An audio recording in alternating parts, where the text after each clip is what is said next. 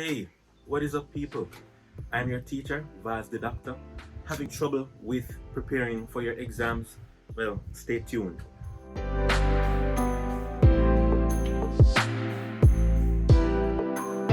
Resets are in the air, and we're here to help. Today, we'll be looking at the January 2022 Biology CSEC Paper 2. So, let's get started. Now, first, let us look at question 1. And it says here that Sarah investigated the variation in hair length for 16 girls in her class. And the data obtained from the investigation would be shown here in the table, in table 1 below. All right, so first, let's look at the data. All right, let's look at the data first. And then we are asked to plot a graph. And the most suitable graph to be used here would be a histogram. And a histogram is normally used when we are looking at a certain type of data, which we're gonna look a bit further in another question below.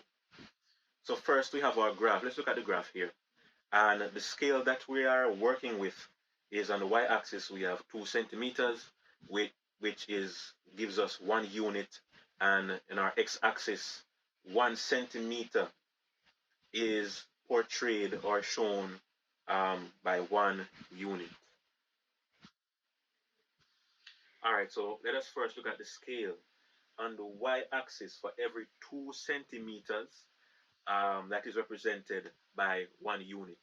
For every 1 centimeter on the x-axis is represented by 1 unit. All right. Now this is supposed to be a histogram. For those of you who are familiar with the various methods of um, representation of data, a histogram is one of them. And normally a histogram is supposed to look something like this, which really and truly shows that the information or the data is continuous. Because in fact, such a variable as hair length is supposed to be continuous, because everyone has varying hair length, and there are other continuous variables that we could measure. Height is another example of a continuous variable, because even in between, for example, if a person is one we find somebody who is 1 centimeter or 1 meter tall and somebody who's 2 meters tall. There's always somebody in between, a few persons who are in between these two measurements. All right. Now another thing I would also say is that sometimes I see that some students, they make the graph too small, or they aren't able to plot the graph because it is too large. So I would say please pick a suitable scale. All right, and we have already mentioned the scale that we are using here. All right, so this is what your graph is supposed to look like. If in fact your graph does not look like this, you do not have to worry. As long as you plot the graph properly, then you should be fine. All right, move on to question B.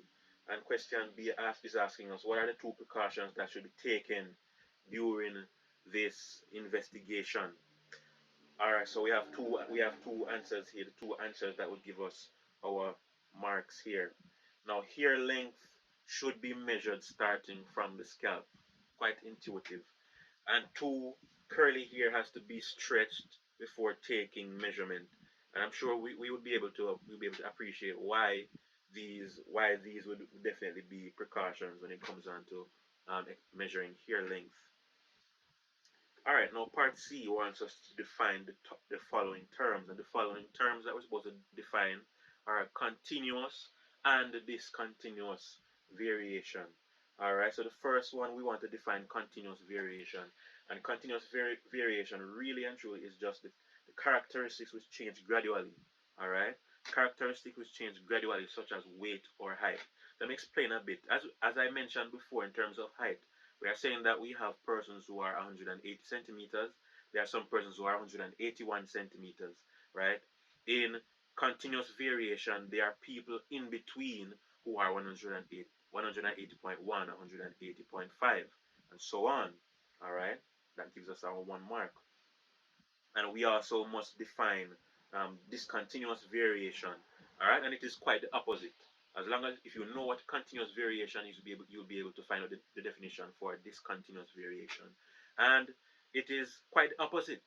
These are often called categorical variables.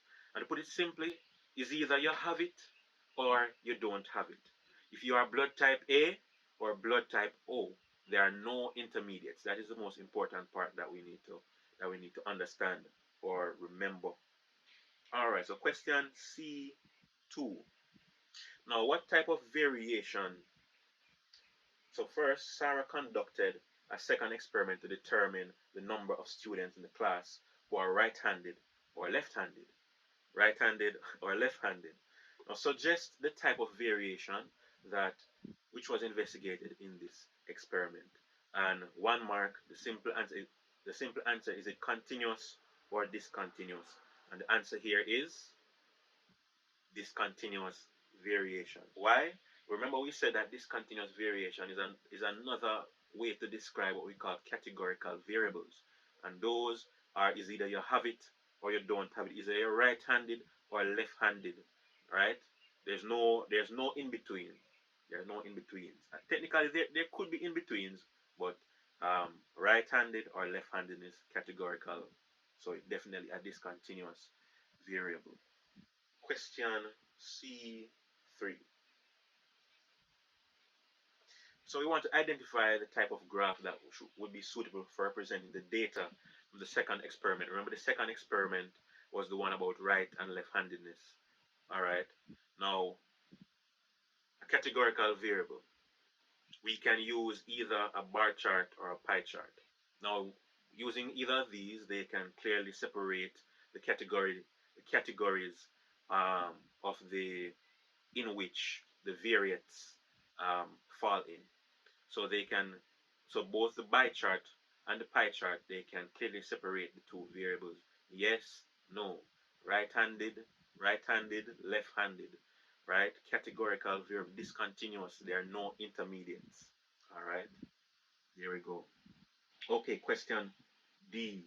A biologist conducted an experiment in a garden near his home, and the results revealed that there were moths of the same species which had different colored wings. And he noted that the moths either had a wing color similar to the color of the tree bark, which would be brown wings, or they had a different color from the tree bark, white wings.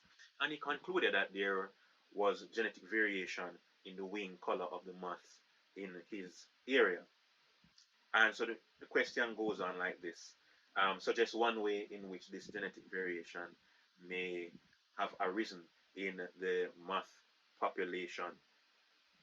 All right, and one of the answers here would be sexual reproduction. Why?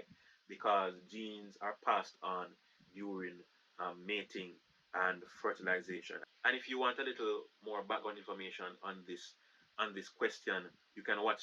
I'm going to put a link to the video above about the evolution of the peppered moth by natural selection. All right, so the conclusion of this experiment really is that there is some genetic variation in the wing color of the moths in that area. All right, so question D2. Suggest one reason why genetic variation would be important to the moths. All right, and the answer I have here is that it helps the darker moths to be less visible to predators. Okay, but in the realm of biology, it is believed that certain traits are passed on to the next generation because it made the previous generation successful at surviving. So the answer here is really that the genetic variation helps the darker moths to be less visible to predators. Question D3. The inheritance of wing color is a dominant trait. So with the use of a genetic diagram, explain the results of a cross between a moth with brown wings and a moth with white wings that produce all offspring with brown wings. All right, so the inheritance of brown wing color is a dominant trait. So with the use of a genetic diagram, explain the results of a cross between a moth with brown wings and a moth with white wings that will produce all offspring with brown wings. All right. So first we need to know what will represent what. So first we're gonna say capital B is gonna represent the dominant allele for brown wings, and And common B will represent recessive alleles, the recessive allele for white wings. So here I've compiled a table beforehand. So this is what it's going to look like. And the answer here is that all offspring are going to be heterozygous for brown wings. Remember what heterozygous means? We have both a dominant and a recessive allele present. So because brown wings is a dominant trait, it means that the offspring is definitely going to have brown wings. So all offspring are heterozygous for brown wings. Okay, the diamondback moth is a huge pest.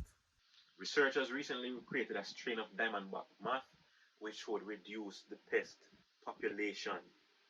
And they want us to suggest how the creation of the new type of diamondback moth differs from the formation of moths with a certain wing color.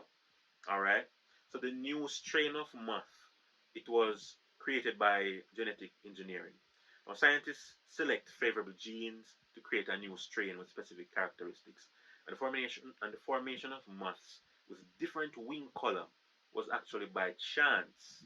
More specific, natural selection. Natural selection, really and truly, it happens by chance.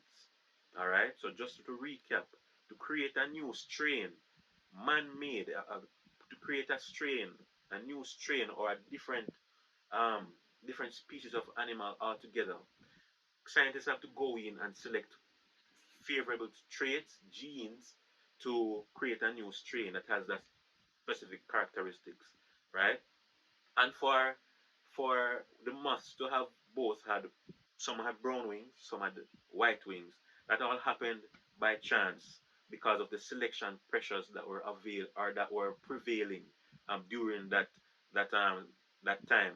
So you can, as I said, you can watch that video to understand a bit more the background to this question, which I think is very important. You try and understand and beforehand before you get into these exams. All right, and there we have our answer there. So question F1. The researcher wishes to capture one of the moths for follow-up experiment, and we want, the question asks, name an appropriate device which can be used to capture the moth, and the answer here is a sweeper net. All right. Now the follow-up question to that is, we state how the moth is captured using the device named in F1. All right. Okay. So the net is to be swept quickly through the air around the moth and quickly turn the handle to close the opening to prevent its escape.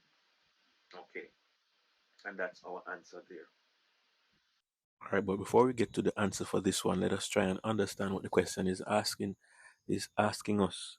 The key word for this question is the follow-up experiment. So remember, first the scientists created another strain of moths.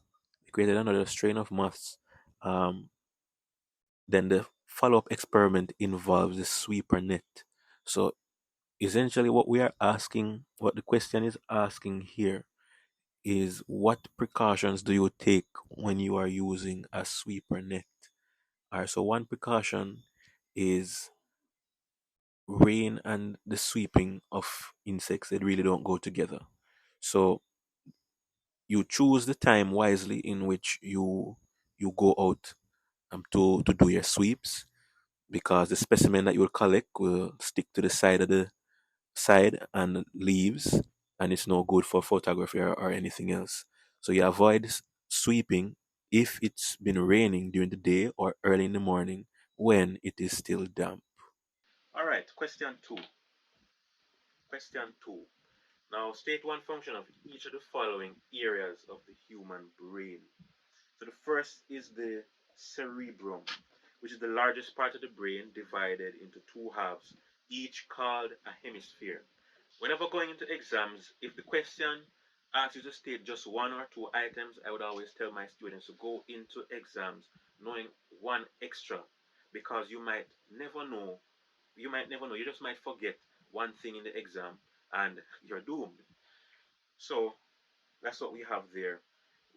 It interprets information relating to the five senses, deals with language, behavior and personality, logic, and reasoning. We also have the cerebellum, and it helps to coordinate a wide range of functions such as balance, posture, motor learning, reflex memory. We have the medulla, and it transmits signals between the spinal cord and the higher parts of the brain, controls autonomic activities such as heartbeat, respiration. Remember, autonomic means it happens without your conscious thought. Okay? Now, question B comes to us with a scenario. Philip suffered severe brain damage and is now unable to see. Now, the question is asking us to explain how Philip's brain damage may have resulted in his loss of sight, even though the physical structures of his eye remains intact. So this question requires some amount of application of knowledge. Now, this is how I would answer that question. Now, the eyes, they are like any other sense organ. They are just signal collectors. The sensory signals may be transmitted, but if the part of the brain that is to collect these signals and interpret them is damaged, then that signal is rendered useless. Okay?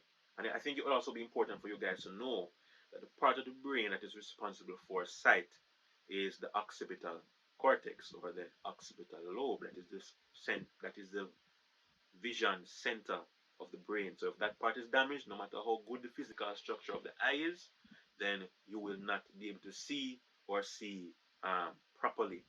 All right. So the take-home message of this question also is that the brain does all the interpretation of sensory stimuli. So if that part of the brain is damaged, then the information won't be processed. And if a similar question is asked, then you would have to know what each part of the cerebrum or any part of the CNS is responsible for in order to apply that knowledge.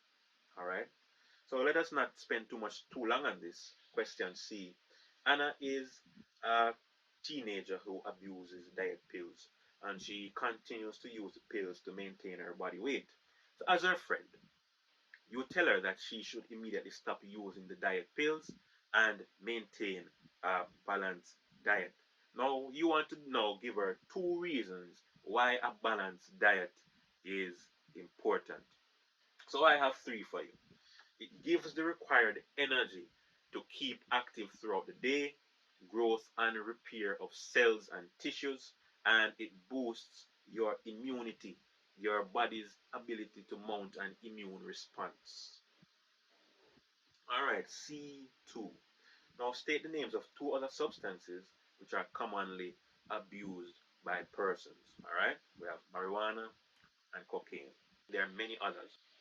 All right, question D.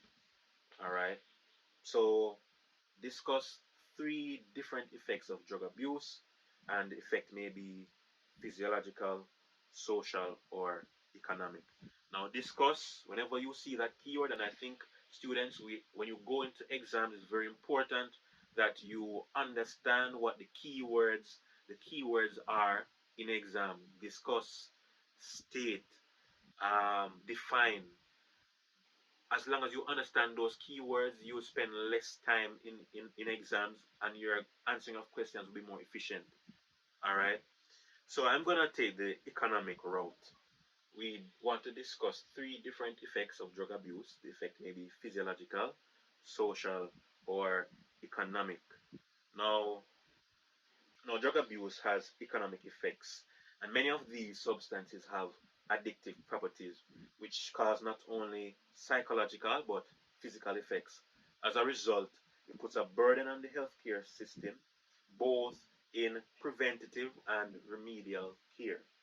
All right. Then, regarding the psychological effects, the person feels as if they can't live without the drug. As a result, they spend whatever money they have to acquire the drug and spend themselves into poverty. All right, and there we have our three effects. Okay, question 3. Define the term movement. All right, define the term movement. Now, movement of body parts without a change in position of the organism. All right, so careful now. Do not mix movement with locomotion. Now, it is a type of movement, but it enables someone or something to move from one location to another. So do not mix up movement and locomotion. All right, here we go. Question B, complete the table below to outline the two distinctions between movement in plants and animals.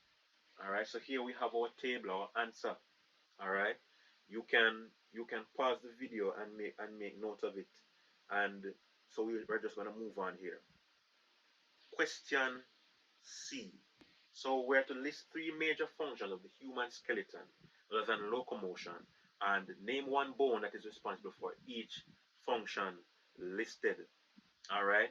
So the fact that this question is answered, it should already tell you that the bones, other than movement, they have other key features that helps with the functioning of the human body, of the body.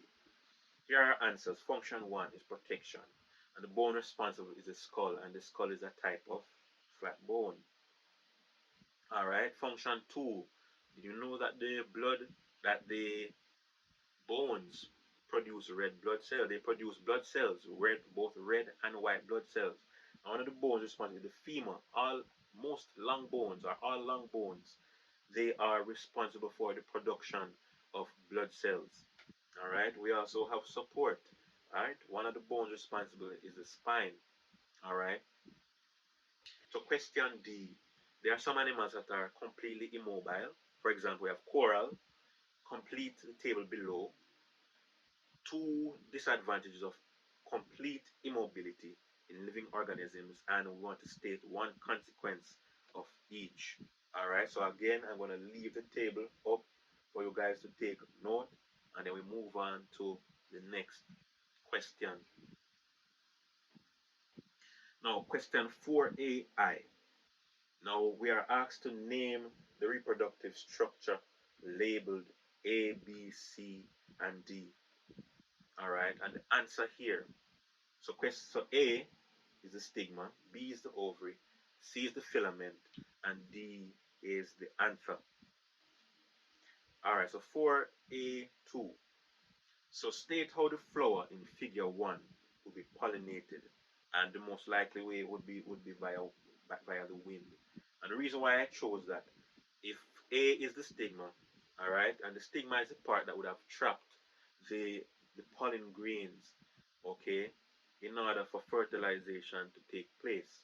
Now, the stigma is here along its length. That means that the plant is it allows the plant to maximize the chances of it being pollinated. All right, it maximizes the chance for the plant to become pollinated. All right, so we are going to complete the table again to state three ways in which pollination differs from fertilization. All right, so again, we're going to leave up this table. It's self-explanatory. We are going to leave up this table for you guys to look at it for a while. All right, and then we move on to the next question. Okay, so question C1.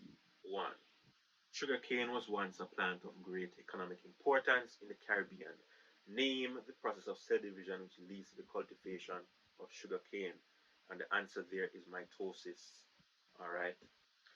And C2, provide two reasons to explain how the process in C1 leads to the propagation of sugarcane. All right, so two things. Mitosis allows for the multiplication of plant cells, which is a true copy of the parent plant.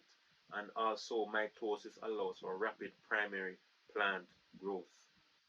Now, question 5 wants us to use two examples to define the term species. All right, so species is defined as a group of organisms that consists of similar individuals capable of interbreeding or exchanging genes among themselves and produce viable offspring.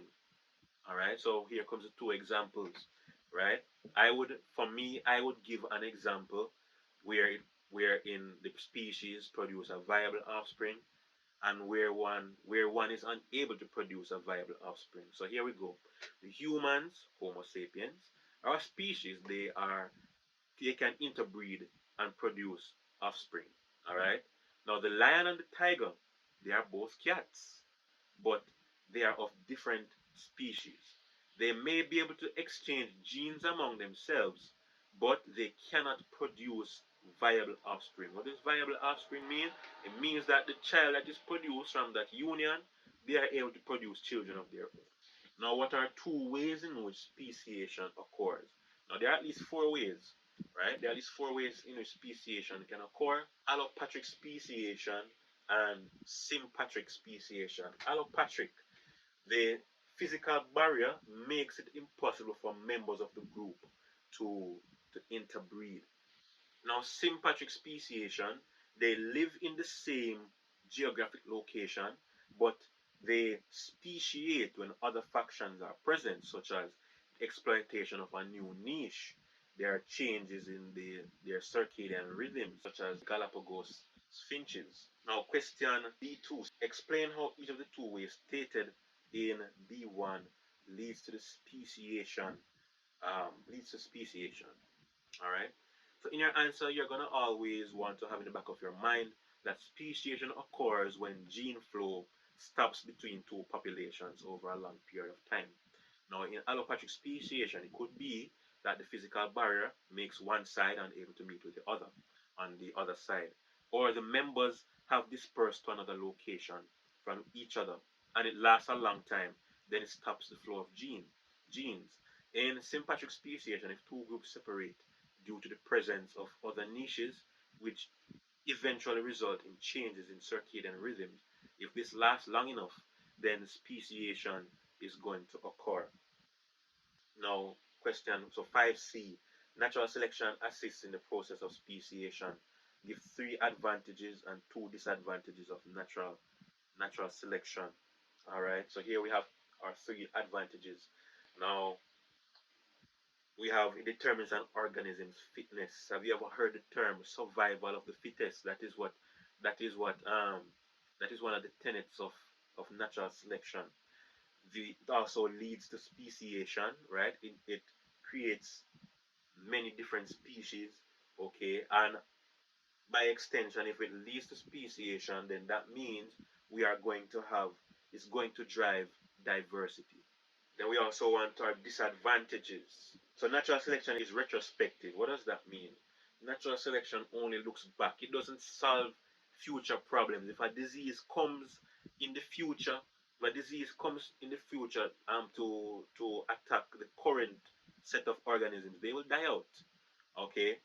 Because natural selection only solved the problem what happened in the past. If a disease almost knocked out a population in the past, that disease cannot destroy the current population because natural selection had already fixed that by selecting out the strongest organisms to survive into that um into that time period. Okay, and it also involves chance. Natural selection, as said by biologists, it is not perfect. Okay, sometimes the problem will be fixed, sometimes it won't. It may be fixed, sometimes the problem may not be fixed. No, and also recessive traits, they are masked from the process. So remember, we go back to the example with the moths, right? We said that um, brown wings is a dominant trait, white wings is a recessive trait. It means that individuals with white wings, they can come up eventually in the population when two um, heterozygous moths come together. We're gonna have a few white moth offspring. So therefore, they are masked from the process, and they will sometimes appear in the population later on when there's a cross between two heterozygous individuals. Question 6. Question 6A1 wants us to define the term abiotic factor. Now, what I find to always help me when I remember to help me remember words is trying to break up the word or look for familiar prefixes or suffixes. Now, when a acts as a prefix, it means not. Biotic means relating to living organisms. So when you put them together, we roughly get not living. All right. So quite easily, the definition is not, so non-living organisms, the non-living parts of an ecosystem that affect the environment. Now we have to be very careful with certain questions. Some questions are cascading questions.